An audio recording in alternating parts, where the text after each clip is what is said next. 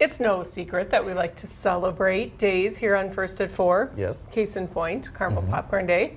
Jacob Morse is here, though, with something else that today is. There's more than just Caramel Popcorn Day today. Jacob's Morse code of weather. Yes, it's a weather-related day today that we have to celebrate, and it's an important one as we go into the summer season with severe weather on the way. Just knowing what you need to do to prepare for the severe weather season, and what it's called is Safe Place Selfie Day. So that's when the weather community and anyone in the public can go to their safe place for severe thunderstorms or tornadoes, take a selfie, and post it online. So we kind of liken this to a fire drill. You always take precautions with fires and knowing where to go when that happens, not only in your home, but anywhere that you're out and about. So we're going to be talking about safe place selfies because that's important, like I mentioned, as we go into the severe weather season. So today, make sure that you're going to your safe place, taking a selfie, posting it online so that the world can see that we're all getting ready for the severe weather season, whether that be tornadoes, hail, lightning, etc. And we went down to the basement in our studios here and took our selfie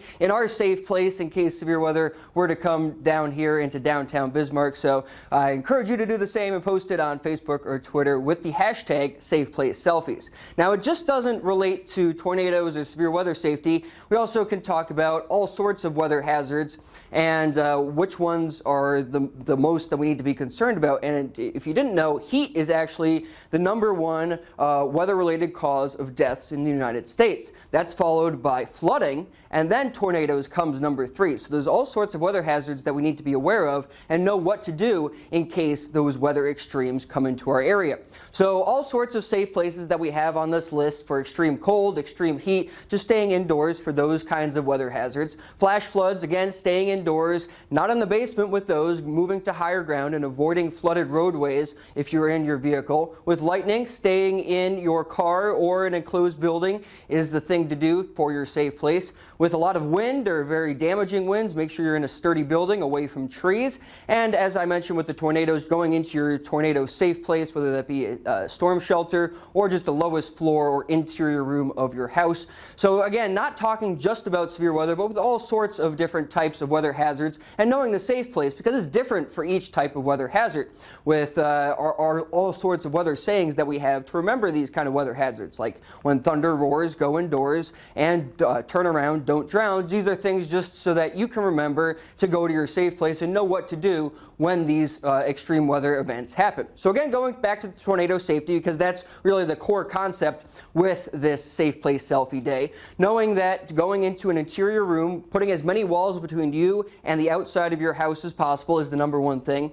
If you have any blankets or putting a mattress over yourself would help in an extreme tornado, and even using a bike helmet to protect your head because blunt force trauma to the head is one of the #1 killers with extreme tornado damage in your home. And also going down to the basement, that's going to be the best place to go when a tornado strikes. And not knowing and be aware of where your safe place is, not only at home, but also in your workplace or places that you frequent, because when severe weather strikes, you kind of go into panic mode, and going through these motions ahead of time and these preparedness steps will help you be prepared when severe weather does strike. If you do find yourself in a car when a tornado warning is issued for the area, don't go under an overpass. I see a lot of people do this with hail or with tornadoes. That's not a good place to be. The best place to go is to get off the nearest exit and then go to a sturdy building.